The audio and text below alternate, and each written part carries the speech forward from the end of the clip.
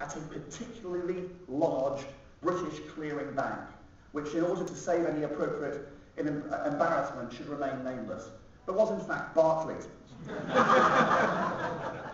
The sort of guy that the sort of negotiator this chap is, he insisted he would only speak if we would have a hotel which included his surname.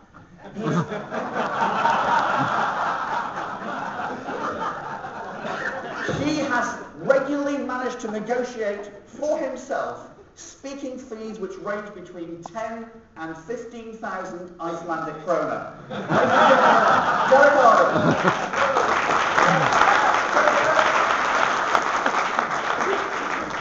Thank you very much indeed, Graham. And 3 minutes, I don't know how I'm going to cover the 100 tips that I want to give you in 3 minutes. The first tip I want to give you is that negotiation is all about positioning yourself. So I'd like you to hold up your pen, please, and point the end of the pen towards me, and then look at it and see if it's the appropriate pen for someone that earns a high speaking fee. Okay, because this is a mont blanc, it costs £205, it's a writing instrument. I don't use it as a pen, but when I'm negotiating it goes on the desk with the genuine part pointing forward, because you can get fake to these for £10, so that the person knows that I'm expensive. Second thing is, sometimes I might wear dark glasses if I want to, but sometimes you need to look aggressive in a negotiation. Anyway, Robin Seeger said you have to give information. So I'm a current person, so I bought today's FT. I'm always looking for negotiation stories.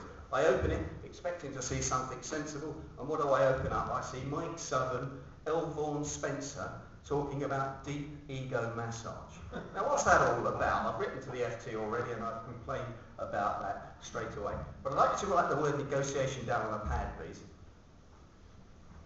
And I'd like you to put a ring round the second, third and fourth letter in the word negotiation.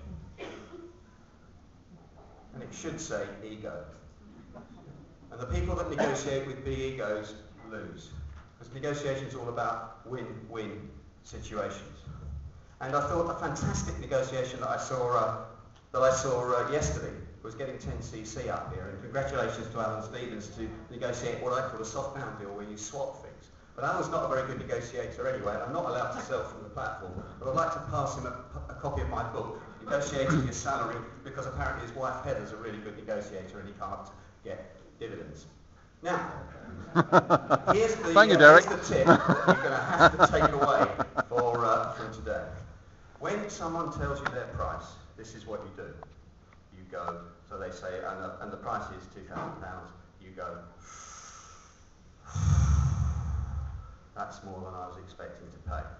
So are you ready? We need to practice this. Are you ready? Head scratch. That was more than I was expecting to pay. And again. That was more than I was expecting to pay. Okay, you're quite good at this.